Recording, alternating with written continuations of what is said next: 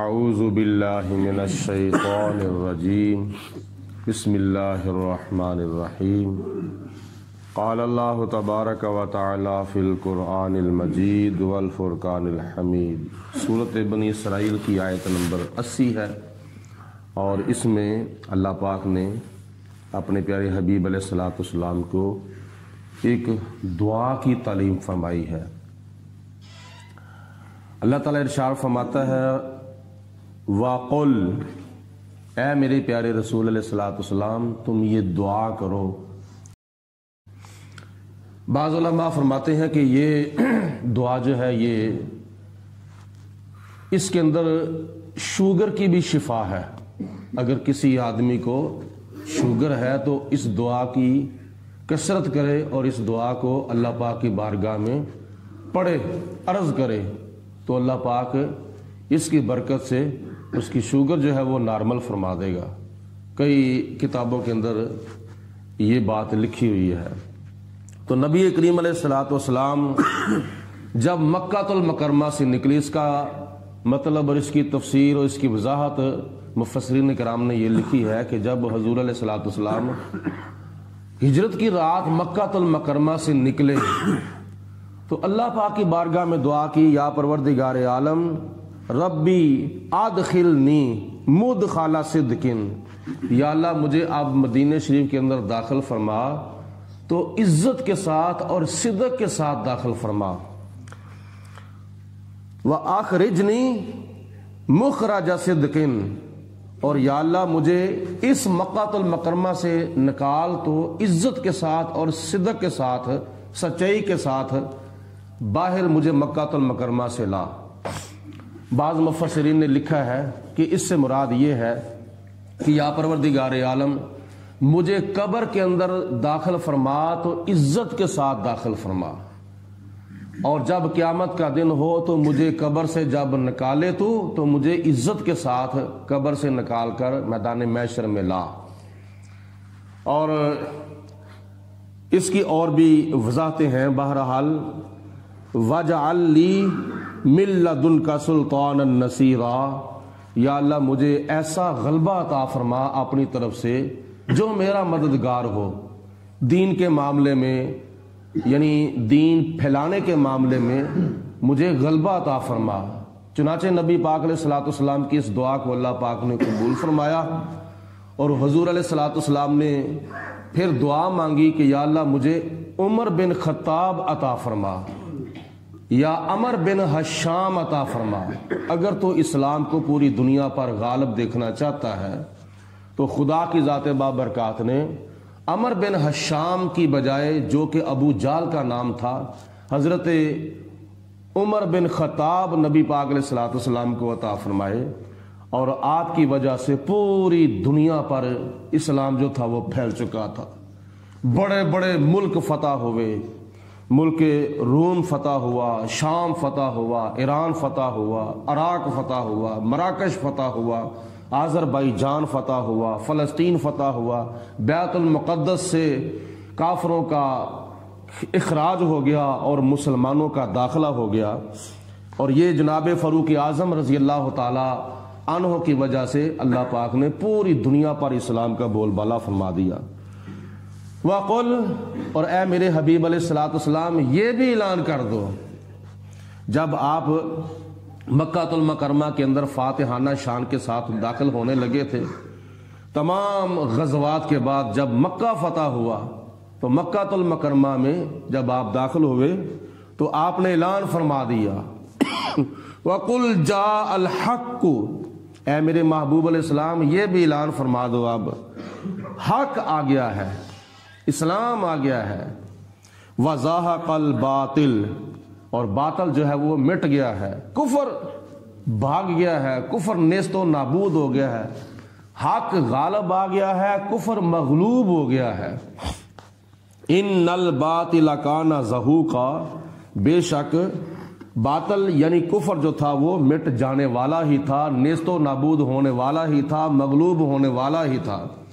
یہ آیت مبارکہ اس وقت نبی پاک علیہ الصلوۃ والسلام نے تلاوت فرمائی جب آپ مکہ المکرمہ میں فاتحانہ شان کے ساتھ فتح مکہ کے بعد داخل ہوئے، تو حرم شریف کے اندر جب آپ تشریف لائے تو خانہ کعبے کے چاروں طرف کافروں نے 360 بت نصب کیے ہوئے تھے، اور ان بتوں کے سامنے کافر لوگ آ کر بتوں کی پوجا کرتے تھے۔ تو نبی کریم علیہ الصلوۃ والسلام کے ہاتھ میں ایک چھڑی تھی، ایک سٹک تھی، حضور علیہ الصلوۃ والسلام بت کو مارتے جاتے ہیں اور بت وہ نیچے گرتا جاتا ہے، اور ساتھ فرماتے جاتے ہیں وَقُلْ جَاءَ الْحَقُّ وَزَهَقَ الْبَاطِلُ إِنَّ الْبَاطِلَ كَانَ زَهُوقًا۔ اے میرے رسول اعلان فرما دو کہ اب حق آ گیا ہے، باطل مٹ گیا ہے، اسلام آ گیا ہے، کفر مٹ گیا ہے، بے شک کفر کو مٹ جانا ہی تھا۔ وَنُنَزِّلُ مِنَ الْقُرْآنِ مَا هُوَ شِفَاءٌ وَرَحْمَةٌ لِّلْمُؤْمِنِينَ، اور ہم یہ جو قرآن نازل کر رہے ہیں یہ قرآن پاک مومنوں کے لیے شفا بھی ہے اور مومنوں کے لیے رحمت بھی ہے، لیکن حاصل کرنے کا طریقہ ہونا چاہیے۔ قرآن پاک جب بندہ صحیح پڑھتا ہے، زبروں زیروں شدوں مدوں کے ساتھ صحیح اس کی ادائیگی کرتا ہے، تو قرآن پاک پھر بندے کو یعنی قرآن پڑھنے والے کو خالی نہیں موڑتا، بلکہ اس کو نامہ اعمال کے لحاظ سے 1 حرف کے بدلے 10 نیکیاں ملتی ہیں، اور پھر اس کے اندر ایسی ایسی صورتیں اور ایسی ایسی آیتیں اللہ پاک نے نازل کی ہیں جو مسلمانوں کے لیے شفا بھی ہیں اور رحمت بھی ہیں۔ اور اس کے اندر اللہ پاک نے روحانی بیماریوں کی بھی شفا رکھی ہے اور جسمانی بیماریوں کی بھی شفا رکھی ہے، جیسے کہ حدیث پاک میں آتا ہے کہ جو کوئی بندہ کسی بیمار کے اوپر 3 مرتبہ سورۃ فاتحہ پڑھ کر دم کرتا ہے، اللہ پاک اس بیمار کو شفا عطا فرماتا ہے۔ اور بھی کافی بیماریوں کا علاج ہے قرآن پاک میں، صرف ہمارے عمل کی کمی ہے۔ اور ایک حدیث پاک میں آتا ہے، بخاری شریف کے اندر بھی موجود ہے، مسلم شریف کے اندر بھی موجود ہے، اور ترمذی شریف کے اندر بھی، ابن ماجہ شریف کے اندر بھی یہ حدیث پاک موجود ہے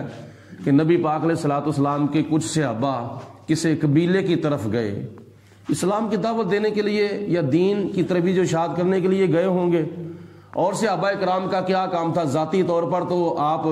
صحابہ کرام بہت کم دور دراز جاتے تھے،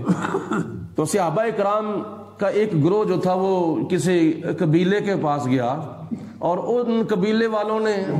صحابہ کرام کو نہ روٹی پوچھی، نہ پانی پوچھا، نہ کوئی مہمان نوازی کی۔ تو صحابہ کرام کے دل میں خیال آیا کہ ان کا تو حق بنتا تھا کہ ہم ان کے مہمان تھے، یہ ہمارے میزبان تھے، تو میزبانوں کا حق بنتا ہے مہمانوں کے ساتھ کچھ کھانے پینے کا سلوک کریں۔ تو اس کے بعد ہوا کیا کہ وہ اس قبیلے کا جو سردار تھا اس کو بچھو لڑ گیا، بچھو نے اس کو ڈنگ مارا۔ تو اس نے کہا کہ یہ جو آئے ہوئے ہیں نا صحابہ، ان سے پوچھو کہ ان کے نبی اللہ پاک کی طرف سے کچھ نہ کچھ لے کے آئے ہوں گے، تو ان سے پوچھو کہ تم میں کوئی بندہ ایسا ہے کہ جو دم کرے یا کسی کے پاس دعا ہے، بچھو نے مجھے ڈنگ مارا ہے، اس کے لیے کچھ دعا تم میں سے کسی کے پاس ہے؟ تو صحابہ کرام نے کہا ہاں ہے۔ تو پھر کیا نام ہے، ہمارے سردار کو بچھو لڑ گیا ہے تو کچھ دم وغیرہ کر دو یا کوئی دعا وغیرہ دے دو۔ تو صحابہ کہتے ہیں کہ نہ، پہلے ہمارے ساتھ بات کرو، یہ میں حدیث پاک کے لفظ پیش کر رہا ہوں، میری طرف سے کوئی بات نہیں، کوئی لفظ بھی نہیں ہے۔ صحابہ نے آگے سے فرمایا کہ ہمارے ساتھ بات کرو کہ تم ہمیں دو گے کیا، پہلے ہمارے ساتھ کوئی معاملہ طے کرو لین دین کا، تو پھر ہم دم کریں گے۔ انہوں نے کہا کہ ہم آپ کو بکریوں کا ایک ریوڑ دے دیں گے، 1 2 4 بکریاں نہیں، بکریوں کا ہم تمہیں ریوڑ دے دیں گے۔ تو ان میں سے ایک صحابی تھا، اس نے سورۃ فاتحہ پڑھی، سورۃ فاتحہ پڑھ کر دم کیا، اور حدیث پاک میں آتا ہے کہ اس نے اپنے تھوک کے چھینٹے بھی اس کے اوپر مارے۔ تو بعد میں اللہ تعالیٰ کی ذات بابرکات نے اس قبیلے کے سردار کو شفا عطا فرما دی، اس کا جو تھا وہ زخم ٹھیک ہو گیا۔ بعد میں صحابہ کرام نے نبی پاک علیہ الصلوۃ والسلام کی بارگاہ میں جا کر عرض کی، یا رسول اللہ ہمارے ساتھ یہ معاملہ ہوا ہے، تو اگر آپ کی اجازت ہو تو ہم وہ بکریوں کا ریوڑ لے لیں۔ تو نبی پاک علیہ الصلوۃ والسلام نے پھر آگے کیا ارشاد فرمایا؟ آپ نے فرمایا کہ تمہیں کیسے پتا چلا تھا کہ سورۃ فاتحہ پڑھ کر اگر دم کیا جائے تو خدا تعالیٰ شفا عطا فرماتا ہے، تو صحابہ عرض کرتے ہیں یا رسول اللہ آپ سے ہمیں پتہ چلا ہے، آپ نے ارشاد فرمایا ہے۔ تو نبی پاک علیہ الصلوۃ والسلام نے فرمایا تو پھر ان سے لے لو اور لے کر پھر ان بکریوں میں سے میرا حصہ بھی نکالو کیونکہ تم نے مجھ سے سیکھا ہے۔ یہ ہے نبی پاک علیہ الصلوۃ والسلام کا فرمان۔ مطلب یہ ہے بات کرنے کا کہ خدا تعالیٰ نے قرآن پاک کے اندر روحانی بیماریوں کی بھی شفا رکھی ہے اور جسمانی بیماریوں کی بھی شفا رکھی ہے۔ اللہ اکبر۔ آگے اللہ تعالیٰ ارشاد فرماتا ہے وَلَا يَزِيدُ الظَّالِمِينَ إِلَّا خَسَارًا، اور یہ قرآن پاک کافروں ظالموں کے لیے خسارہ ہی خسارہ ہے۔ جب کسی مسلمان کے اوپر قرآن پاک پڑھا جاتا ہے تو اس کا فائدہ ہوتا ہے، وہ قرآن پاک سنتا ہے، اس کا فائدہ ہوتا ہے، اس کے نامہ مال کے اندر اضافہ ہوتا ہے، اس کو ہدایت ملتی ہے۔ اگر بیمار پر پڑھا جاتا ہے تو اس کو شفا ملتی ہے۔ اگر دو فریق آپس میں لڑے ہیں ان کے درمیان قرآن پاک پڑھ کے فیصلہ کیا جائے تو حق کا حق ہو جاتا ہے، باطل کا باطل ہو جاتا ہے، دودھ کا دودھ ہو جاتا ہے، پانی کا پانی ہو جاتا ہے۔ تو جب کافروں کے سامنے قرآن پاک پڑھا جاتا ہے، ہٹ دھرم کافر، ضد باز کافر جو ہیں، تو ان کے کفر میں اور اضافہ ہوتا ہے، ان کا نقصان ہی نقصان ہوتا ہے، نقصان کے سوا ان کو کچھ بھی نہیں ملتا۔ وَإِذَا أَنْعَمْنَا عَلَى الْإِنسَانِ، جب ہم کسی انسان کے اوپر احسان کرتے ہیں، اور اس انسان سے مراد کافر ہے، غیر مسلم انسان کے اوپر جب ہم احسان کرتے ہیں، کوئی نعمتیں عطا فرماتے ہیں، اعراضا، وہ منہ پھیر لیتا ہے، وہ اللہ تعالیٰ کا شکر ادا کرنے کے بجائے چہرہ پھیر لیتا ہے اور اس نعمت کی بے قدری کرتا ہے۔ یعنی یہ نہیں کہتا کہ مجھے اللہ تعالیٰ نے دیا ہے، یہ اللہ تعالیٰ کی ذات کا بہت شکر ہے، وہ اعراض کرتا ہے اور اللہ تعالیٰ کی ناشکری کرتا ہے۔ وَنَعَا بِجَانِبِهِ، اور اپنی طرف سے ہٹ جاتا ہے، یعنی تکبر کرتا ہے، غرور کرتا ہے، اکڑتا ہے آگے سے۔ وَإِذَا مَسَّهُ الشَّرُّ كَانَ يَعُوسًا، اور جب اس انسان کو کوئی تکلیف پہنچتی ہے، اس کا کوئی جب نقصان ہوتا ہے تو پھر وہ مایوس ہو جاتا ہے۔ قل، اے میرے رسول علیہ السلام آپ ارشاد فرما دیں، کُلٌّ یعمل علی شاکلاتہ، اور ہر انسان جو ہے وہ اپنے اندازے کے مطابق عمل کرتا ہے، جو اس کے دل کے اندر ہوتا ہے اسی کے مطابق عمل کرتا ہے۔ فربکم اعلم، اور تمہارا رب خوب جانتا ہے، بمن ہوا اہدی سبیلا، کہ کون سیدھے راستے پر ہے اور کون الٹے راستے پر ہے، کون ہدایت یافتہ ہے اور کون بے ہدایتہ ہے، اللہ تعالیٰ خوب جانتا ہے۔ پروردگار عالم ہم سب کو قرآن پاک پڑھنے کی اور صحیح پڑھنے کی اور دل کے کانوں کے ساتھ سننے کی اور پھر غور کر کے سمجھنے کی اور اس کے بعد پھر عمل کرنے کی، اگر خدا توفیق دے تو پھر قرآن پاک کی تعلیمات دوسرے مسلمان بہن بھائیوں تک پہنچانے کی توفیق عطا فرمائے۔ کل انشاءاللہ تعالی فجر کی جماعت